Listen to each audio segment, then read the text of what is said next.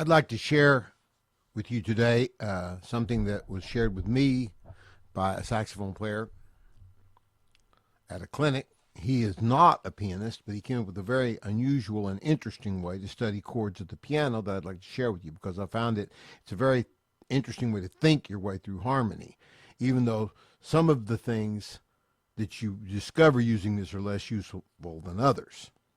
So if we start with the C major triad, and we play a C in the bass, obviously this is a C major chord. What happens if you play a C major triad, let's invert it, and play this note in the bass? Obviously this is a diminished chord with a major 7. All right. What about this?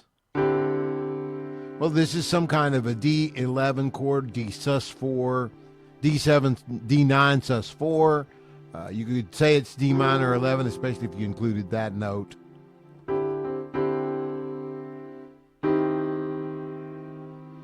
Not sure about this one. You could say it's an E flat 6 with a flat 9. Not a chord that you're going to run into very much, but then again, you've thought your way into this. You notice I'm inverting the triads to make the chords make more sense, as I need to.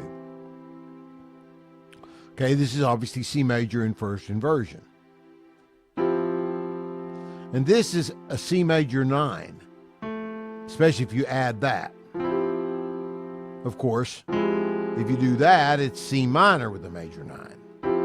You could write this as C/F. That could be that too. Now we get another, this is an oddball.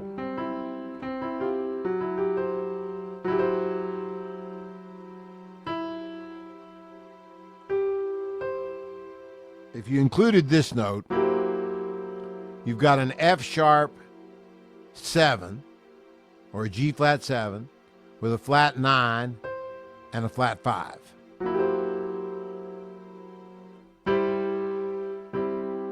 C major in second inversion. A flat, major 7, sharp 5. A minor 7. C dominant 7, obviously in third inversion. Here's root position, first inversion, second inversion, third inversion.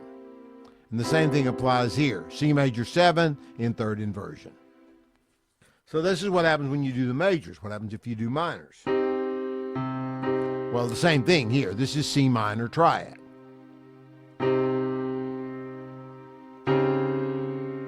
And this, especially if you add this note, is D flat major 9 sharp 11.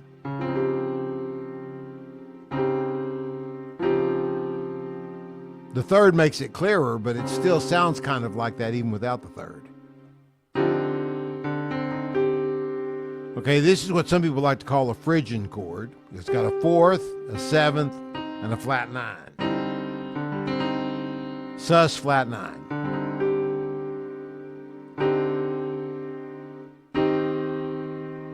Obviously this is C minor in first inversion. It could also be E flat 6, if you want to think of it this way. E flat major triad, add 6.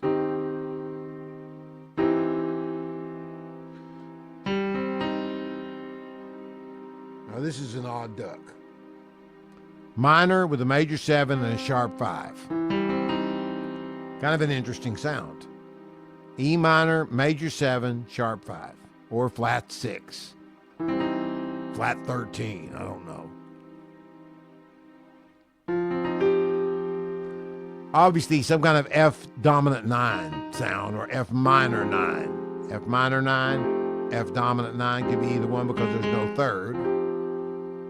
Or C minor over F, if you wanted to just call it that. Now this is a 6 chord of some kind with a flat 5 and a flat 9. Or it could be a diminished with a funny note added. There's a G flat diminished with an added, what, flat 9? C minor, second inversion. A flat, major 7. A minor 7 flat 5 or A half diminished 7. This is C minor 7 in third inversion. Or it's E flat 6. Right? You could see it that way too.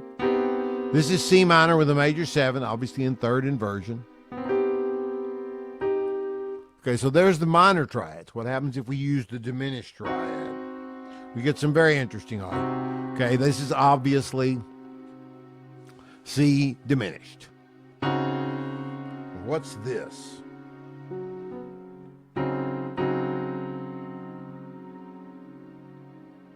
It's like a D flat major 9 sus 4. Not a chord I've run into before. What's this? This is obviously a D7 flat 9. Everything's there but the 5th.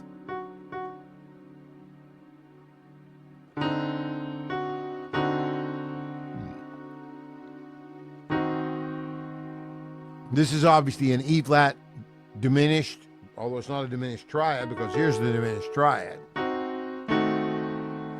We're getting more into, or it's an inverted C diminished. It's either an inverted C diminished or it's an incomplete diminished 7 chord. You could look at it either way.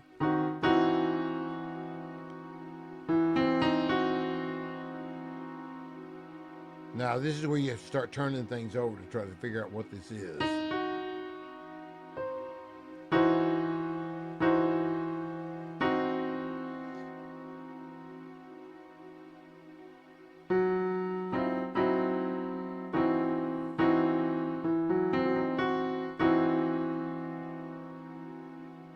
If this is the bass, then this is a major 7, this is a 9th, and a sharp 5.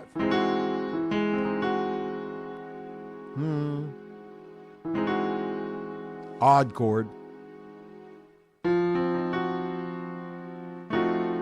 F7 flat 9. This is again the C diminished triad or an incomplete G flat fully diminished 7 chord. Odd.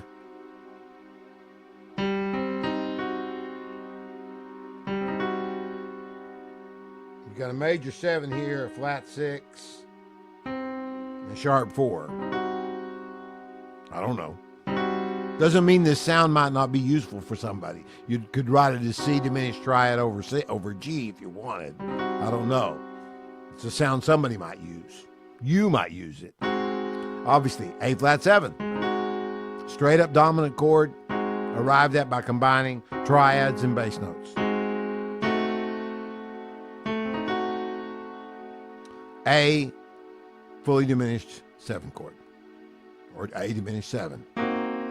C minor 7 flat 5, C half diminished. In third position, third inversion, excuse me, fourth position.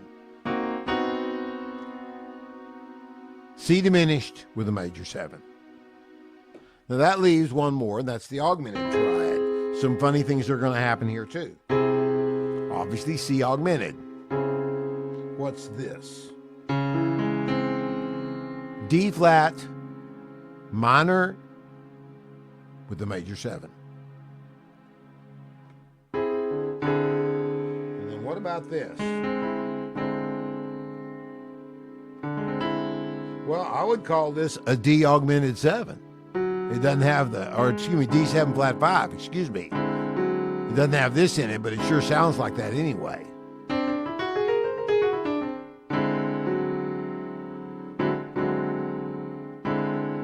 So D7 flat 5.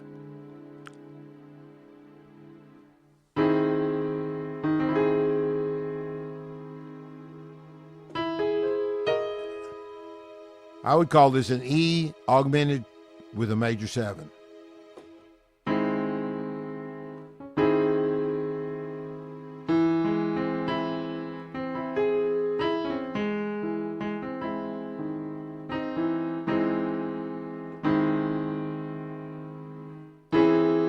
This is just an E augmented chord.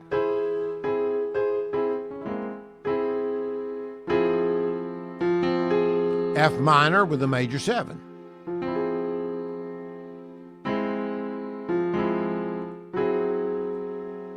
What's this?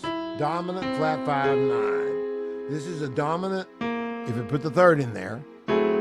Minor, yeah, it works. Okay, it's a half diminished. Yeah, it's G flat, half diminished 7 with a ninth. Or it could be G flat 7 or G flat 9, flat 5, sharp 11. Here's an odd one.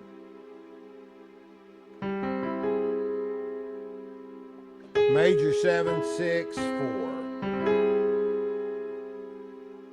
No, not quite. Flat 9. Excuse me. Flat 9, 6, 4. G sus. Flat 9, add 13.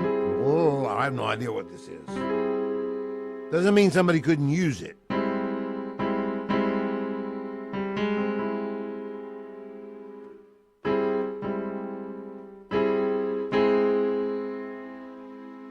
Okay, this is A flat augmented. A minor with a major 7. C augmented 7. In other words, it's a C dominant chord with a sharp 5. That's another way to look at it. C augmented with a major 7. So this is a very good thing to do in various keys to make yourself think through what the harmonic implications of these combinations are. Will you use them all? I doubt it.